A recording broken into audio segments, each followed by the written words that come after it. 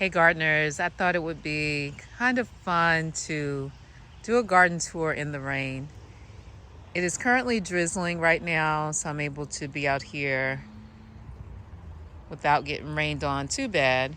But I wanted to go through and spotlight a few things in the garden that I shared in the early July garden tour, but I didn't name what they were. So starting with this is Arkansas Bells flower. Look at that. The hummingbirds love it. A lot of the flowers have dropped, and I usually go through and cut these back once all the flowers are spent. But this is called Arkansas Bells. I have a limelight hydrangea growing here. My intention was for this one and this one over here to end up being the same height. Well, they are definitely not the same height. And that's okay, because you know the garden will do what she wants to do every time. I have a pop-up daylily coming in here. I could hardly tell it was even in there because it's stuck up under this chrysanthemum. And inside this pot, I have dahlias growing. I don't plant a lot of dahlias. I saw one the other day. Oh, here's one that returned from last year. That's a dahlia from last year. So I don't plant a lot of dahlias, but I thought I would put one in a pot this year. Here is another Mars Madness hibiscus. I found this on clearance last year. This one and that one. So I put them in this bed, but I know they will eventually get too big for this bed. So this area leads to my sunroom, and I haven't shared much of my sunroom because it's incomplete. That's another story. But this plant is a dappled willow, and I'm using this dappled willow as a screen. So this dappled willow creates a screen for me for all the utilities and my trash cans that are stored behind it. And this grass, it just rained, so this grass is starting to splay out a bit. But look at it. Isn't it kind of cute? I still love the way it looks. Oh, look at those tiger lilies over there. You can see them in the distance, those orange tiger lilies. These are some zinnias, sunflowers, and cosmos that I planted maybe about a month ago. So they'll be coming up very soon. I have castor bean plants coming up. And these zinnias were actually transplanted back here from the Hell Strip garden. So I thought it would be interesting to see if they would survive, and they did. So I dug up a few, planted them back here, and they're doing just fine. The crocosmia is almost done. But this is always a treat in the garden, this bright red that just juts out of the garden bed is just so beautiful.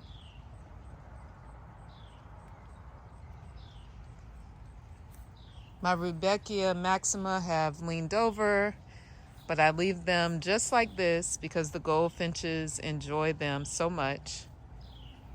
So I leave them just as they are. Let's walk in here and see if we can take a look at these beautiful tiger lilies in here. We'll zoom in. And these tiger lilies were a gift to me from the Colorful Gardener. A lot of what's in this garden bed came from the Colorful Gardener. The red canna lilies, you can see them in bloom right there. Those also came from the Colorful Gardener. Thanks, Josh. So let's continue here. This striped canna lily, also from the Colorful Gardener, is getting ready to bloom.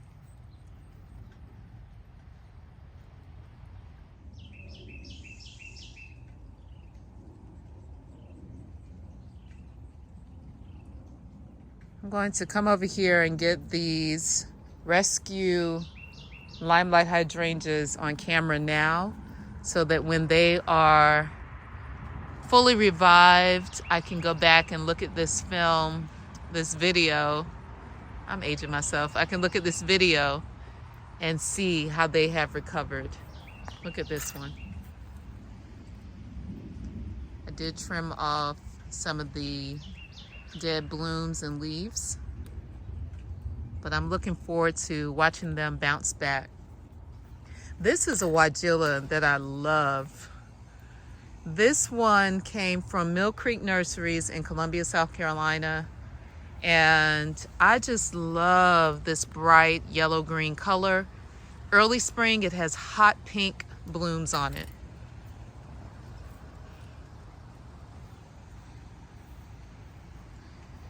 The bee balm is dotted all throughout this garden bed.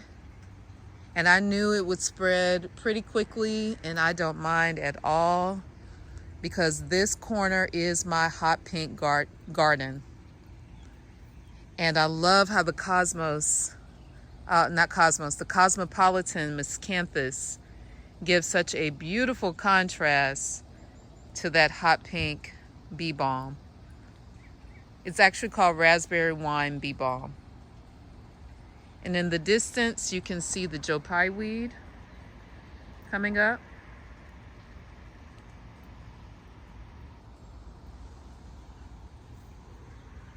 But this bed is looking pretty wonderful.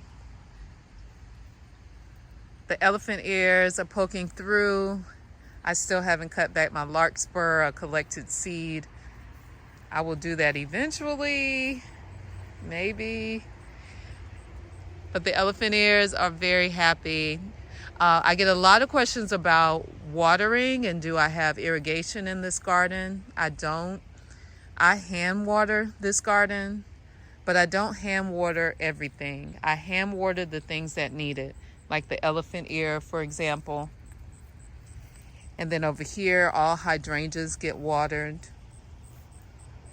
But other things, they have to wait for the rain for the most part.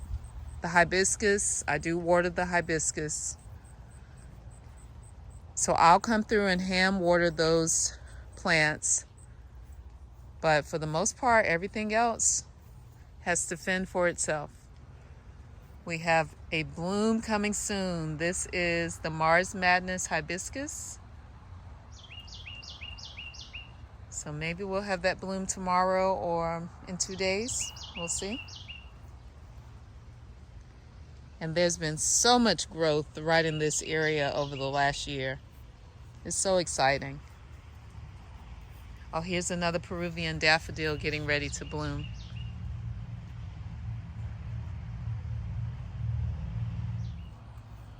The blackberries are still doing really well. I have to pick these every day to keep up with them. So I'll be picking these in just a moment.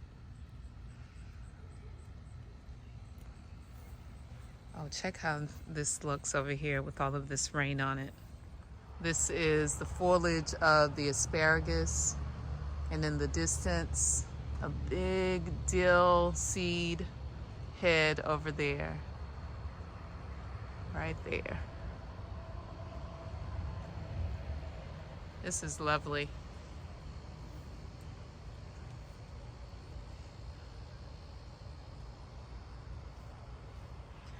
Saw some carrot blossoms in here as well. See if we can find them. Oh, there they are. It was a really big one. There it is. Check it out. First time with carrot blossoms. How pretty is that?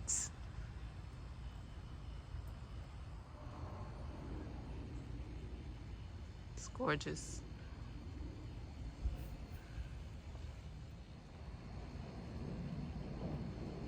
It stopped raining, but the garden is so lovely after a rain.